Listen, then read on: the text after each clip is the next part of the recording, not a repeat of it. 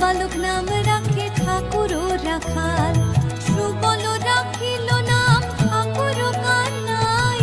শ্রীদাম রাখিল নাম রাখাল রাজা ভাই, ননী ছোড়া নাম রাখে যতে গোপিনী, কালো সোনা নাম রাখে রাধা বিনোদিনী, উপজা রাখিল নাম পতিত পাবন হরি, চন্দ্রাবলী নাম